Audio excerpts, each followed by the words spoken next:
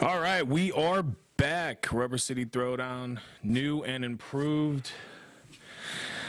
2018. Got the new studio here with my co-host now. New co-host, Matthew McBride. Some of you guys have seen him at the January 27th Honor Fighting Championship 2 fights here in Akron, Ohio. He was conducting the pre and post-fight interviews, and I think he did a good job. I appreciate it, man. I really did enjoy every moment with everybody that I got to meet. Like I've said in previous podcasts, I'm 100% virgin to this. And being able to create an image with all you fighters out there, man, it was truly an honor. And yeah, you've taken up to the sport pretty well, actually. Like, you came into this not knowing anything about the sport. Right. Yeah. You knew nothing about the sport. Kind of like somebody else that we're going to be talking about here today, and Jeremy Caudell, who also is very new to the sport, who is the promoter of Honor Fighting Championship, and like him, man, you killed those interviews, man, and like. We just like those interviews were the interviews that you did, man. Like, you can tell that you could tell that you're new to the sport. All the fighters that you interviewed, they're all new. Everyone knew that you were new to this sport, and I think you did a very good job, man. You know, like you stuck to the questioning well. You know, there's a couple times I like the outro, the blooper reel that we did. That was pretty funny. And actually got a lot of people enjoyed that, man. And I think we're gonna continue to do stuff like that. We're coming back on March 31st for Operation Shockwave Honor Fighting Championship 3, and we're coming back. We got a new equipment this time. I know last time we just used our cell phones, and we had a basic black backdrop that we used. We're coming in. We got a new logo. We're gonna have a custom backdrop for the next show. We got a new camera. So I'm excited, man. I'm excited. I'm actually gonna be able to do some interviews on this one. Yeah, that was the main thing that I was that really got me, and a couple of the other fighters kind of clued in on it immediately in the beginning, and that was when I first walked into this brand new area of my life, and that is something that I will always remember for the remainder of my time. Being able to walk into something like this and have this new atmosphere of competitive fighting. I was walking into a situation thinking that it was going to be, very hostile and, just high tension. But in all actuality, I was wrong. I was 100% wrong. And, it was very refreshing to being able to see something being able to see it. I'm trying to put it in words that is the most easiest, and that is pretty much blatant term. I never got to see it through your eyes. Yeah, I mean, I'm a fighter. I started fighting in 2007, and I just developed a natural love for the sport. So yeah, it's kind of like that'd be like if I don't know. If I started doing a podcast or commentary on like rugby, right? I know nothing about it. I would have to learn the entire sport, and it would just be a pain in the ass. So, props to you for taking up this love for mixed martial arts and actually taking the time to learn a little bit about the sport. Oh, I appreciate it. But, I appreciate bringing me along with it. And like I said before, you guys are great at doing what you do. I respect you more as a human being and ultimately as a fighter. So, we've got plenty of people that I got to talk to, and I got to, get more on a one-on-one basis with, a couple of independents and a few people that had camps, and it was very, very awesome to get to know these fighters. And hopefully we continue to grow with Honor, we continue to grow within ourselves. Yeah, and speaking of Honor, if a lot of people may not know, but we are now officially the podcast for Honor. You know, we're the official podcast for Honor. We're the voices for Honor, and that's Honor Fighting Championship.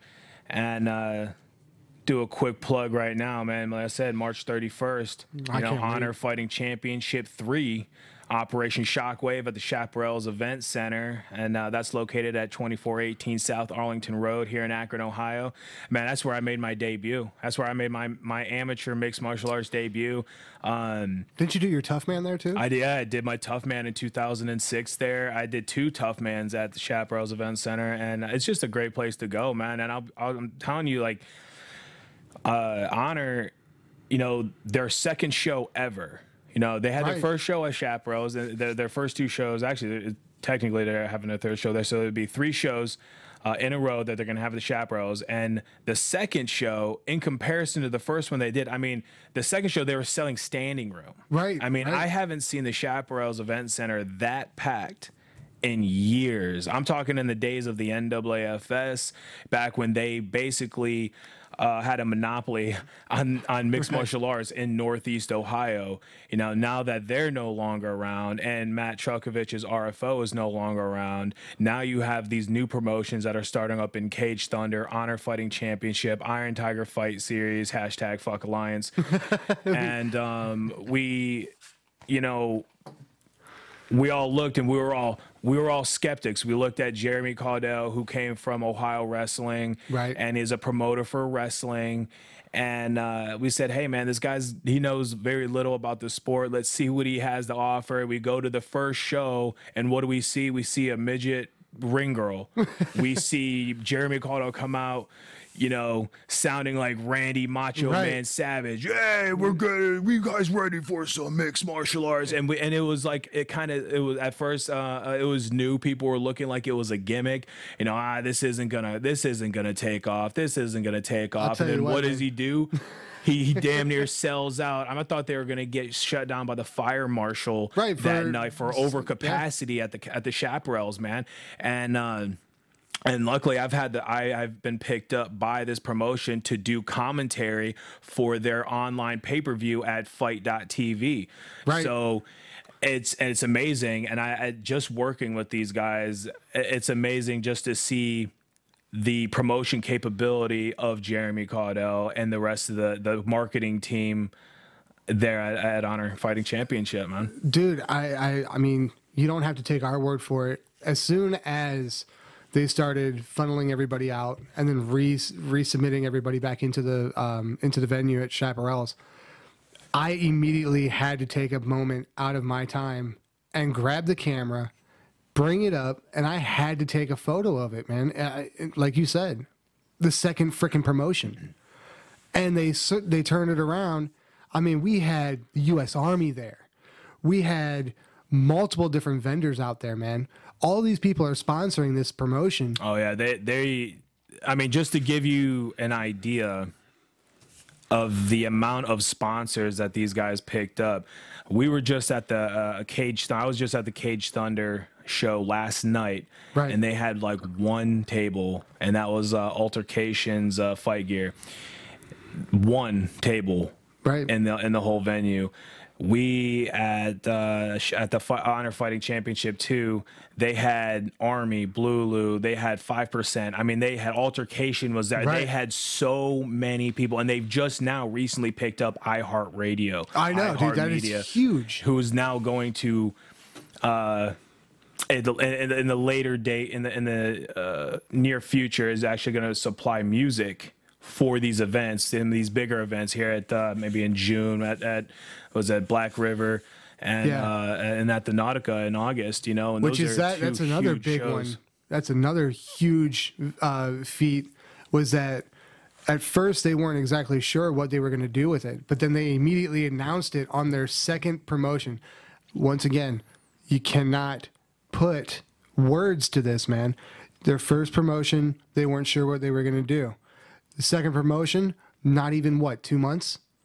Yeah, October to January. So it was a few months. It was a few months. I was off a little bit, but then they immediately turned around and said, "We've got Nautica." That's huge, man. Yeah, and I mean then Black River coming up right after that, and that's sports week too, right? Like, and that's that, and then they get crowds upwards of 4,000 or 5,000 that travel that up there, and we were worried about a capacity level just at Chaparral's, and then we're going to turn around and pull out a 5,000 person venue. Yeah, I mean, I don't think that they're gonna get 4,000 or 5,000 people in the venue, but crowds up. I mean, everyone. Yeah, likes to see everybody's a fight, gonna right? be up there. But I mean, yeah, I mean, they already were they were already selling tickets for the March 31st show. Like a week. Oh no, people were requesting tickets. They were doing like pre-order tickets. I'd never seen that in a local MMA event. They were pre-order tickets, trying to get pre-order tickets 2 months before the next show. I mean, that's and they actually put up $127 per ticket just to give the commission something, right? Because they just couldn't put it out there fast enough, and just to give everybody an update on ticket prices, it is not $127 for a ticket. So if you were on www.fightertix.com looking for tickets for this upcoming show, it was not $127, and I hope you did not spend that amount of money on a general admission ticket, because the ticket prices are $30 for a general admission, $40 for a VIP seat in section A and B, and table seats are going for $50, which is actually really good for a table seat. Yeah, definitely. And then in the Circle of Honor, which is like the chair. I mean, you're literally like, they were right behind me at the commentary table. You're like right up there. You could literally get hit in the face with sweat and blood at the Circle of Honor. That's $75. So take your chance, take your opportunity, get on fightertix.com and support your local fighter. Pick, if you have a local fighter, you could buy the tickets from them. If not, get online. You can pick them right there.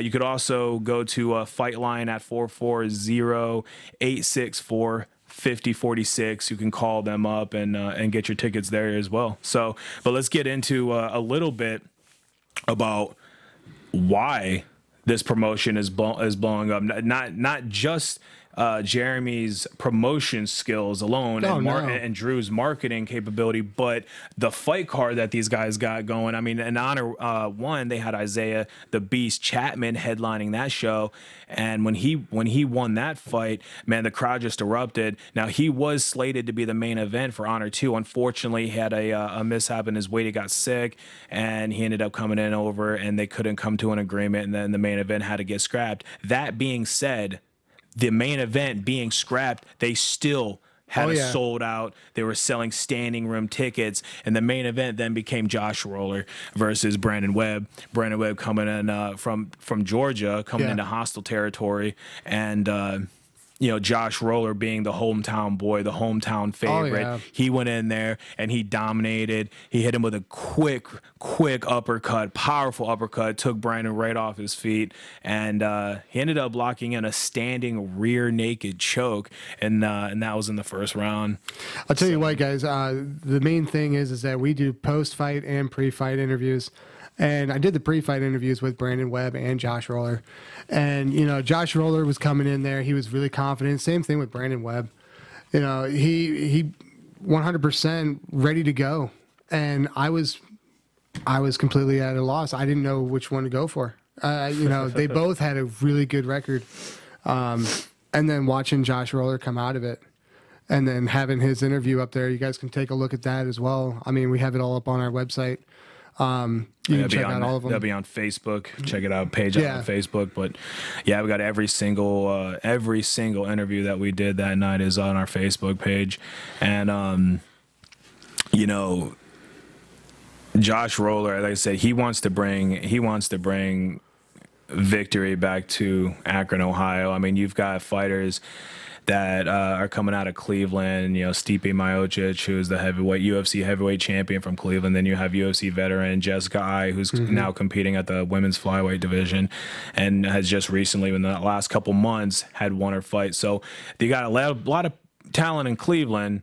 And then you have Akron, and Akron right now is actually struggling just to get a reputable gym up and moving. I mean, you have gyms like Evolve and everything, and But I mean, even Evolve, they're losing fighters. Right. You know, Jeff Hughes is now at Strong Style. You got, you know, Devontae Smith, who is jumping from, you know, gym to gym to gym, I think, in his last fight over at the Arnold Classic this past weekend, which he won in first round TKO against a UFC veteran.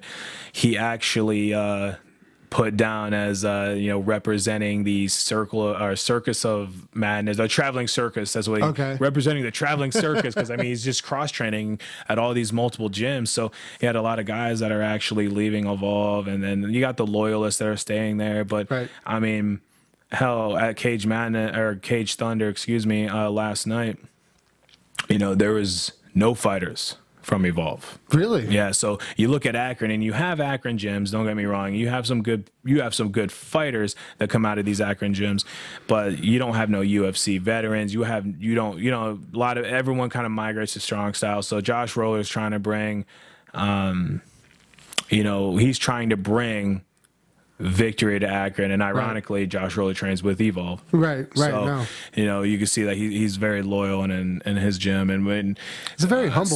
Speaking of loyalty, and speaking of, you know, hometown favorites too, we also had Andrew Law versus Mickey Marsack, and Marsack came in from Detroit, and you know, Andrew Law, I got a chance to talk to Law last night because he was there. Victory had a couple fights. I got a chance to talk to Andrew Law and Drew Schottenheimer. Drew Schottenheimer is also fighting on the March 31st Operation Shockwave show, and but I got to sit down with Andrew Law, and I was kind of, you know, shooting the shit with them, and you know, I really did. I asked him what was next, and I know you had asked him that too, but he kind of like he really didn't know. Yeah, there really wasn't much of an answer, but you know, it's just like, what do you do from here, you know? And he wants to do a title fight. He feels that he's on a 6-fight win streak. He wants to have a title fight. He wants to do it with honor.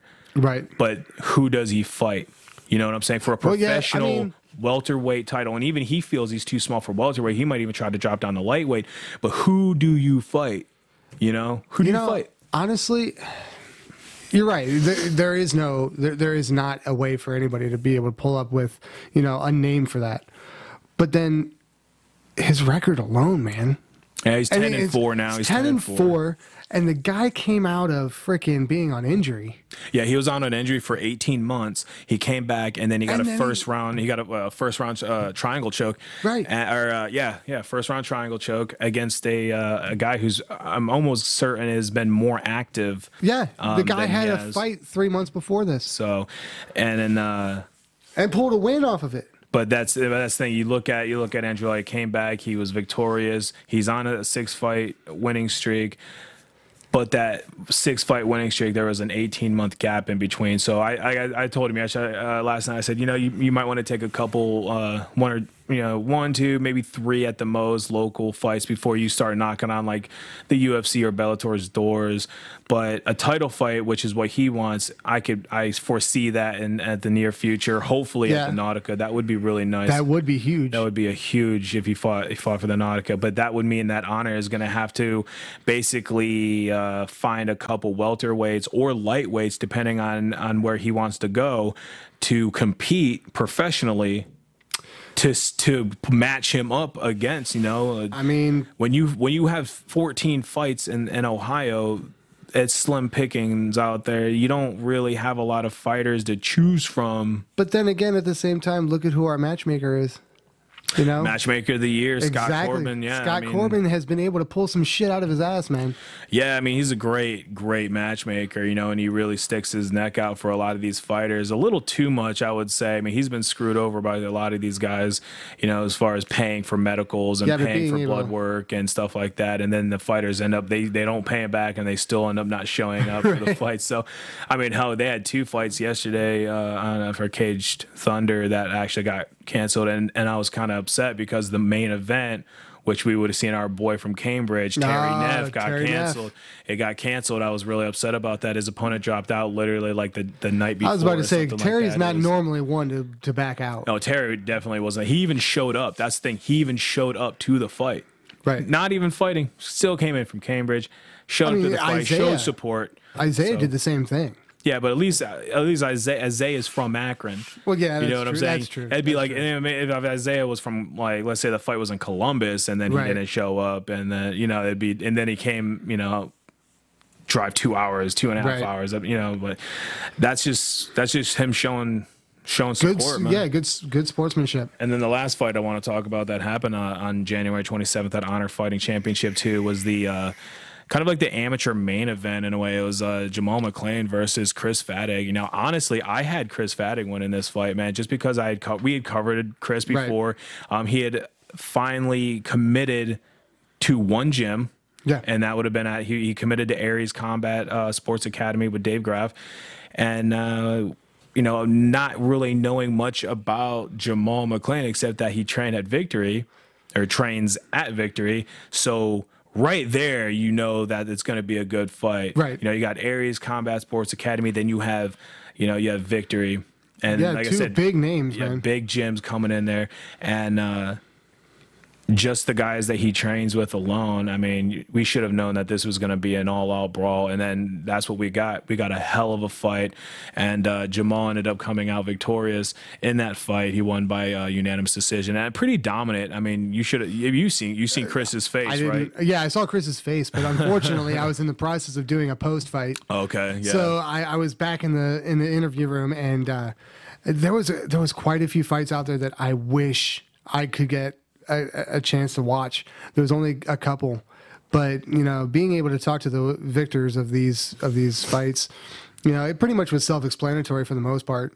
Yeah. But no, I unfortunately did not get to see that one. And I mean, that fight was, I mean, 3 rounds all out war. And I mean, Chris's face looked like he had just gone through the meat grinder.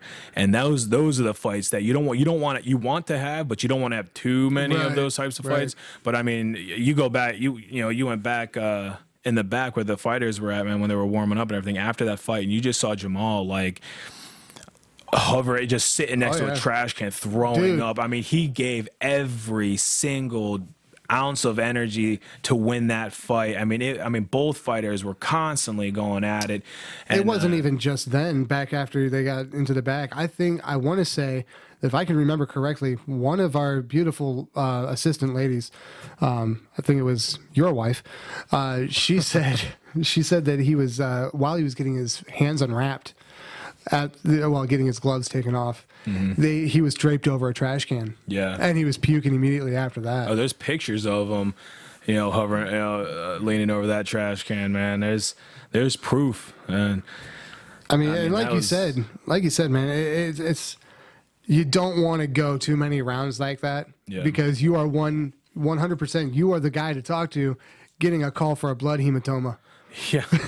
I mean, you just don't want to get too many hits to the head, man. Right. I mean, you get see, a lot of these fighters will spend a good majority of their 20s fighting, and then they'll take too many shots to the head. So by the time they hit 30, between that 30 to 34, 35 age, man, they're already done. They're already retired from the sport because they're too concussed. Right. You know, getting flashes, randomly a light turns on, they have a seizure, some shit, you know. So you don't want to take too many fights like that. Giving the meaning of ringing your bell and 100%. And then getting into last night, man, let's talk about last night a little bit. I know you weren't there. I was the one that was there. But, like, you know, we had, like I said, the main event was Terranet versus Quinn Boyce, and Boyce had dropped out at the last minute. So the main event and Cage Thunder was unfortunately canceled. And the main event at that point was Victory's own Cameron McIntosh versus Tyler Farley. And Tyler Farley was the #1 ranked light heavyweight in West Virginia. Really? Yes, and he came in undefeated. He was 3-0. You got Cameron McIntosh, who was 4-1, coming from Victory, and holy shit, did Cameron put a beat down on this guy? I mean, it just goes to show. I mean, that muscle doesn't mean shit in this sport. I mean, he's pretty scrawny, isn't he? McIntosh? Yeah. No, they call him Tarzan, man. Okay, I mean, never mind. I was thinking of. I mean, he's not like a bodybuilder or anything like that. He sure as shit ain't skinny though. I mean, he came in at 201 pounds for this fight, and like his opponent though was pretty cut up. You know? So he was pretty ripped, and that ended. I think a second round. I want to say it was a second round TKO. Could be first. I mean that was a pretty interesting battle there. I mean, it wasn't like, and it was all Cameron too. It was all Cameron. His opponent didn't do shit really. I mean, and I'm not trash talking his opponent. I'm just saying that like Tarzan was all over that. He was all over Jane, man. Right. It was all over this dude, and it was nice. But then you had in the co-main event we had Apex Fighting Systems, which is actually my fight team. Oh, there you go.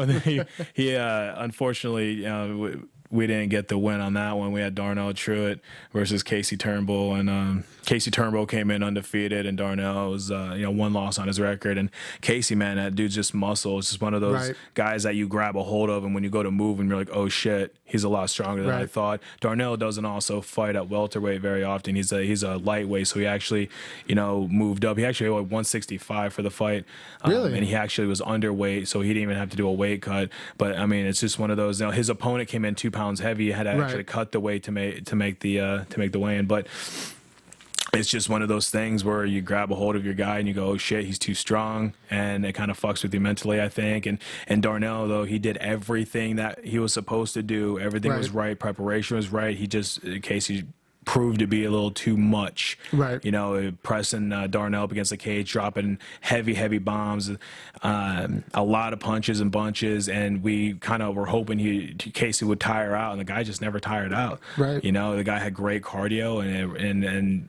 unfortunately in the third round, Darnell got hit with a good left hook that put him down on his knee, and the referee, the amateur, the fight another day, ended up getting stopped, and that was really unfortunate. Well, the other good thing about Darnell, though, is because I've talked to the guy, and he's pretty humble as a fighter. He's a pretty good guy. Yeah. But yeah, well, there were fighters like Josh Barbie and everything like that were on the card as well. So we'll talk about that here in just a second. All right, we are back. We took a quick break. Couldn't help myself. Where did I leave off? Oh, Josh Barbie. That's right. We had a couple guys like Josh Barbie, Marvin Rolls, and Josh Barbie ended up squeaking out that victory in the first round via guillotine choke, I think. So it was interesting. It's nice to see Josh Barbie do his thing, man. Right. But we also had, I'm not going to get too much into the card, but it was a good night of fights. And surprisingly, a good crowd. Really? For an all-amateur card at the Knights of Columbus in Akron, Ohio. I mean, I was about to ask you where it was at. Yeah, it was at the Knights of Columbus in Akron, Ohio. It was a good, it was a good turnout, man. I honestly, I'm just being honest. I just didn't think that it was going to turn out the way that it did. Right. You know what I'm saying? Well, I'll tell you what, man. I just got... No, what's up? Oh, I was just thinking about something that came up at the last honor, and that, obviously we're the official, spokesperson for honor. So I was just thinking about, how many amateur debuts did we have last card? Amateur debuts? Yeah. We had, I think, two or three. I thought a couple of them got scratched. Probably. I mean, there probably was a few of them that got scratched. We had wasn't one of them Tristan Constant, and who was the other guy? Tristan Constant was one of them. Actually, I think that was it. Yeah, I think Tristan Constant was the only amateur on that card that actually made his debut, his amateur debut.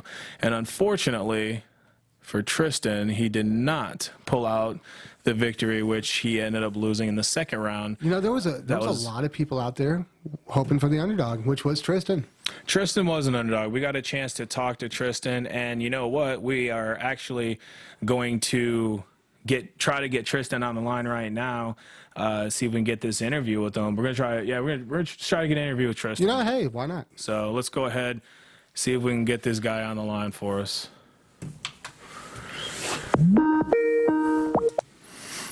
Okay, right now there's no audio going to the camera. Well, when he answers, make sure. But yeah, while we try to get Tristan on the line, man, yeah, like I said, he Oh. Yeah. What's going on? There we are. Hey, Tristan, how's it going, buddy? I'm good. How are you guys? You hear it? You hear us all right? Yeah, I can hear you. Awesome. You got me? Oh, hell yeah, we got you. And so, yeah, we were just talking about you're the only amateur that made his debut at Honor Fighting Championship 2. We were saying you fought Damon Morosco, and unfortunately, you know, this fight didn't go your way. You ended up losing in the second round via TKO strikes. What are your thoughts on that loss? I know you wanted to talk to us afterwards. Unfortunately, we were doing our post-fight interviews with the winners only, but, you know, you got something to say about that loss?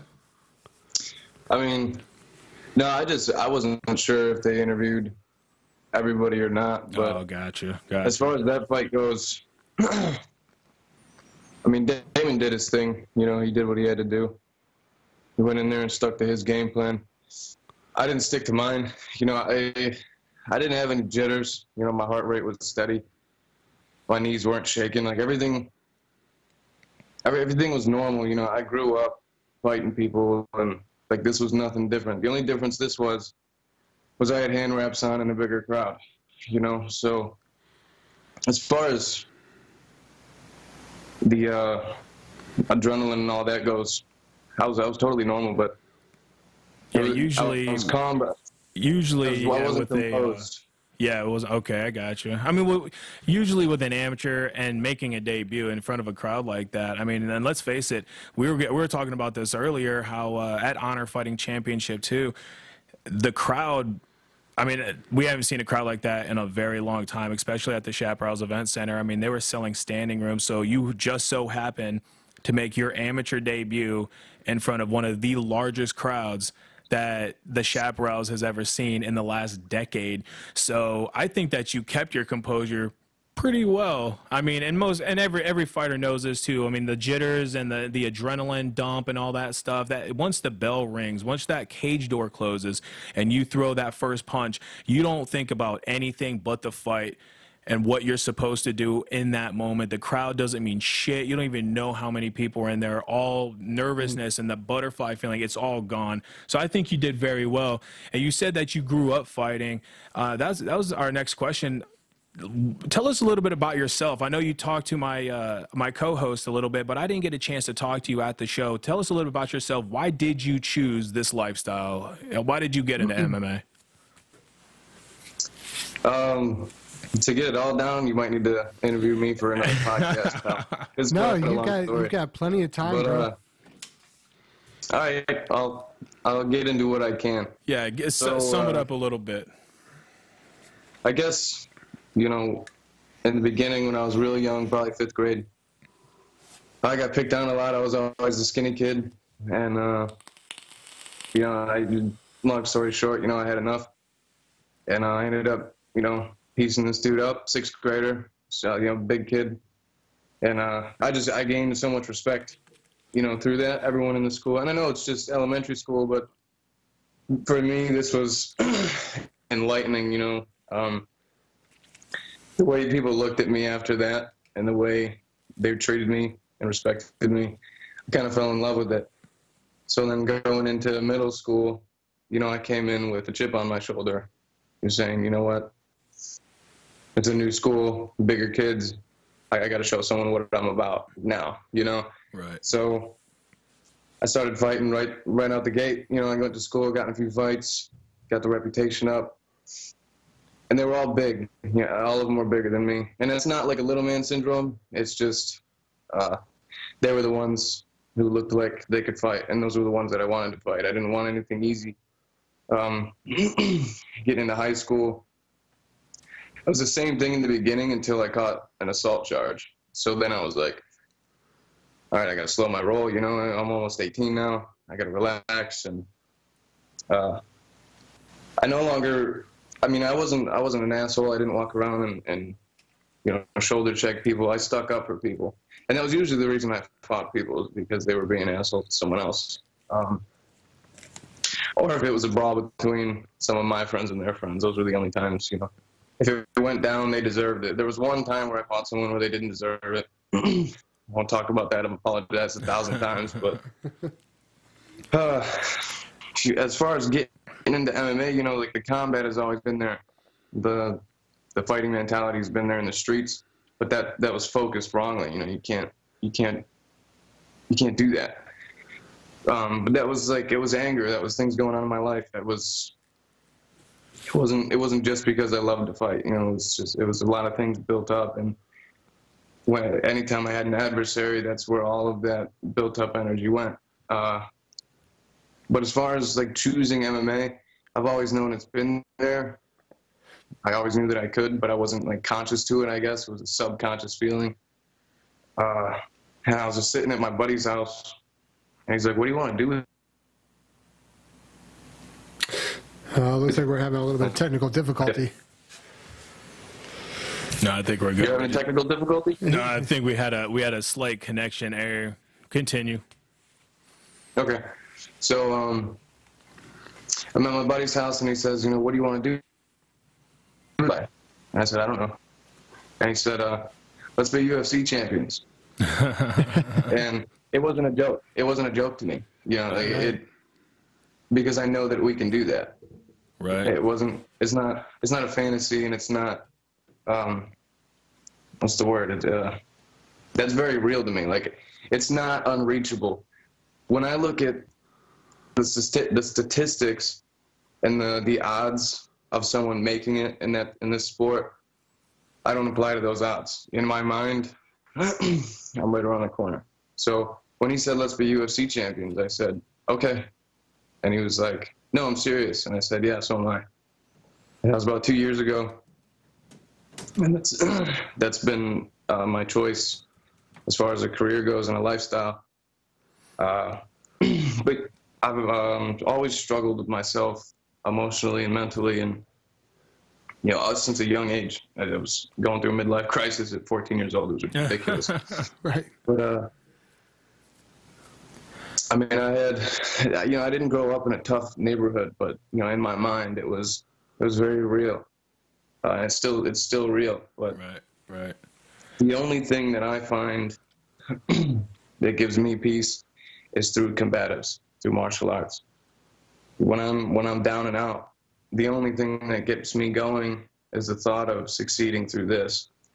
And through succeeding through this, I can help people. You know, that's at the end of the day, that's the main goal here. Like the money and the superstardom, that's all just, that's resources for me to do what I really want. I want to help people on a massive scale, a global scale if I can. And that's the only thing that makes me feel good, is the thought of helping someone else. And ironically, punching someone in the face or breaking someone's arm. You know what I mean? So, well, I mean, I'd say that you were completely 100% justified, and you know, you sound like the guy that I won't say you kind of sound like me in a way. I mean, I'm that person that likes to stick up for the little man, and if I see someone being treated unfairly, I'm the one that has to speak up and say something. And let's just say that I've been suspended for cursing out teachers and stuff like that multiple times just because. I'm with you there. Let me just put it to you this way, Tristan. I'm that kid that he was sticking up for. Me and him's been best friends since we were 7 years old, man, and I never knew how to fight. I went through martial arts. You know, I did my time doing that. You know, one of the greatest moments that I had at the last fight was actually you bowing to me out of respect. And it took me back. It really did. It took me back. And I wanted to reciprocate that to you. But no, Norm was that guy. You guys are both that guy that always stuck up for. And see, I was always naturally aggressive, you know, and that's why I got into combatives, was because I felt that if I didn't get into combatives, one day I was going to end up in jail because of how aggressive I was and how I like to fight. So I actually, to this day, am still afraid to like go to bars and clubs and be afraid to fight because I'm afraid of going to jail. For fighting. But the only, the only place that I feel at peace sometimes is in the cage and fighting, and that's why I'm trying to get back into it. Shit, I mean, and I'm 30, almost 31. I'll be fighting hopefully next year, but we're already reaching that point in our lives, though. Already trying. I feel like physically I'm in pretty good shape. Right. Now, who do you train with? Were you an independent fighter, or did you have a camp behind you on your last fight? No, I'm not gonna make excuses, but since you asked, no, I didn't have any camp. That's not an excuse, man. I was an independent fighter for my first 2 fights, and I went 2-0. You know, it's just having a camp doesn't necessarily make you a better fighter. It's what's going on up here, and you know, training is just an add-on for some people. I mean, you get to a point in your career as a mixed martial artist that training makes a difference. But it's not an excuse. Being an independent fighter is not an excuse for losing a fight. Yeah. So, I mean, no, I didn't have a camp, and I sparred with one person a day before the fight, and, you know, obviously we were just touching each other. Right. You know, I didn't sprawl any takedowns. I have an excellent coach. His name is Eric Cooper. But I'm still independent. You know, we used to go to, I met him at Neto Gomes BJJ, off of Industrial Parkway in Menor. Okay. But I mean, I bopped around a few places before that, but I met my coach there, and then some drama went on there, and we both ended up leaving, and so we went to his garage, and I don't know, I guess I just wasn't disciplined enough to get over to his house, you know, and do these things, and our times didn't really come together very well with work and with his family, so he gave me a routine to run, you know, on my own at home, and just the discipline wasn't there for me. You know, I didn't put in the work that I should have. And it wasn't an arrogant thing. I wasn't like, oh, I don't need this. You know, I kicked myself in the ass every night. That's just, you know, one of those things that that I look at myself that I'm ashamed of, is the discipline factor. The other coach there, John, you know, he was just there to wrap my hands. He's excellent at wrapping hands, and you know, he just gave me a little bit of side advice. And my brother, not my blood brother, but he's my brother. He was there. He's also Tristan. He walked out with us, and you know, he knows me better than anybody combatively, you know, as a person, you name it. You know, he was there, but I couldn't get him in the corner, so he was able to walk out with me. But those 3 people, that was my team. Even though we didn't, you know, grind together, that was still my team, and I felt comfortable with them. And hopefully I can get Tristan, you know, in my corner, because, you know, he knows me better than anybody. And I'd honestly rather hear his voice, you know, yelling from that corner. It's also easier too when you have someone that you know and has a distinct voice, you know, rather than someone that you don't know and you don't know their voice when they're yelling out commands in the middle of a fight. So yeah, I get it. Right. Well, in closing, what is next? When are you getting back in? When are we going to see Tristan Constant back in the cage? I was talking with Eric, and he was talking about July or August. Okay. Because that gives me time. I have 2 jobs now. I'm working 2 jobs. I just got into this house, so that's dope. But you know, it gives me time to get everything right, straightened out in my life, and then I can start training again. But training professionally, like I should have been. Yeah. Right. So yeah, hopefully July or August. And you know what? I don't know who my opponent's going to be, but it doesn't matter to me. I'll fight the same kid again. I want to fight the same kid again regardless, but I would like to fight him for a title one day, because we're going to sell a lot of tickets on that fight. Yeah. I mean, we sold a lot of tickets that last fight. We filled them seats. So the next guy, I'll fight a wrestler, I'll fight a striker. I don't care, jiu-jitsu, Muay Thai. I'm better than you saw me that night. You know, I'm capable of a lot more. And in July or August, I'll be able to show you guys, you know, what I'm really capable of. I'm a true martial artist, and that's it. I'm not a street fighter with gloves on anymore. Well, hell yeah, Tristan. Well, listen, thanks for coming in on the interview. It was a pleasure talking to you. And honestly, I hope you get on the August Nautica card for Honor. I would love to see you there. I think that would be a hell of an amateur fight added to that card. And I wish you the best of luck, man. Thank you. Thank you, gentlemen. Hey, not a problem, man. Have a good one. You guys have a good one. I love that kid, man. I told you. I don't know what it is about that guy, but that kid's special. And I said, even though he lost his amateur debut, man, all losing. It's the experience, man. Everyone knows it's the experience. Oh, yeah. The ones that worry about an amateur record are the ones who are like trying to go pro. Because in Ohio, you have to have 9 fights and a winning record. So, you get to a point where the guys who want to go pro too fast, they're the ones that are trying to, they're trying to pad their record. They're trying to get as many fights in as possible. And at least he's, it sounds like he's going about it the right way. Yeah, I mean, when I talked to him earlier, and that's what I was trying to.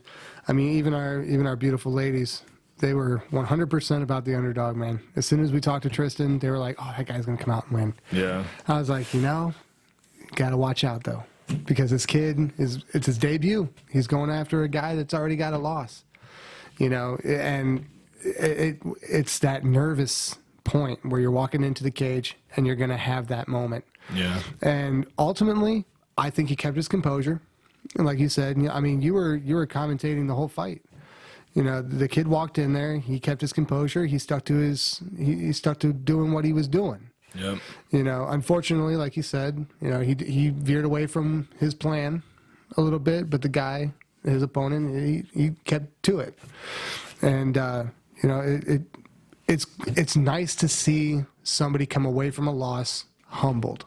It's nice to see that, and when they learn from that, is when they're going to do something in the sport. Yeah, it's nice when you got a guy who loses and doesn't just say, you know what, fuck this sport, I don't want to do this anymore. For a guy to lose and then actually grow, like mature as a fighter mentally. Exactly. And for him to go, for him to say, well, we're thinking July or August to schedule his second fight for like 5 or 6 months away, that's discipline. That alone for him to, because a lot of guys will just fight, lose, and they'll go, it's only a 30-day suspension.